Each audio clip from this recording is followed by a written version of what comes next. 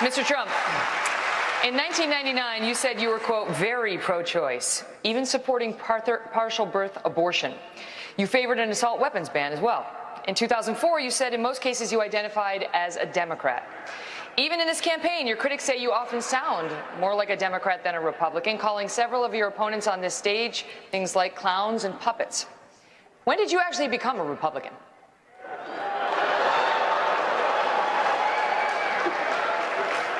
I don't think they like me very much. I'll tell you what, I've evolved on many issues over the years, and you know who else has is Ronald Reagan evolved on many issues. And I am pro-life, and if you look at the question, I was in business, they asked me a question as to pro-life or choice, and I said, if you let it run, that I hate the concept of abortion. I hate the concept of abortion.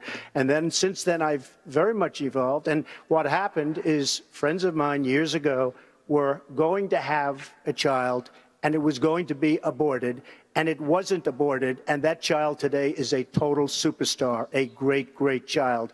And I saw that, and I saw other instances, and I am very, very proud to say that I am pro-life. As far as being a Republican is concerned, I come from a place, New York City, which is virtually, I mean, it's almost exclusively Democrat. And I have really started to see some of the negatives. As an example, and I have a lot of liking for this man, but the last number of months of his brother's administration were a catastrophe, and unfortunately those few months gave us President Obama, and you can't be happy about that.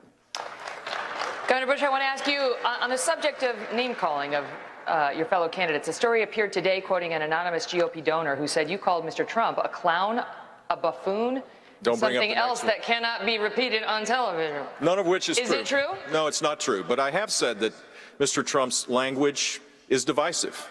I want to win. I want one of these people here, or the ones at 5 o'clock, to be the next president of the United States.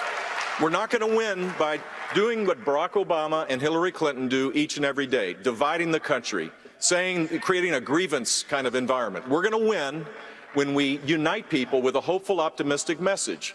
I have that message because I was a governor of a state that saw people lifted up because we had high sustained economic growth. Our economy grew at double the rate of the nation. We created 1.3 million jobs. We led the nation 7 out of those 8 years. We were only one of 2 states that went to AAA bond rating. I cut taxes $19 billion. If you do that and apply conservative principles the right way, you create an environment where everybody rises up. That's how we're going to win, campaigning in places to give people hope that their life is better, because too many people are suffering today in America. Mr. Trump, 30 seconds. Well, first of all, Jeb, I am very happy that you denied that, and I appreciate that very much. I mean, he's a true gentleman. He really is. The one thing he did say about, and I mean that, the one thing he did say about me, however, was my tone, and I also understand that. But when you have people that are cutting Christians' heads off, when you have a world at the border and at so many places that it's medieval times, it's almost got to be as bad as it ever was in terms of the violence and the horror. We don't have time for tone. We have to go out and get the job done.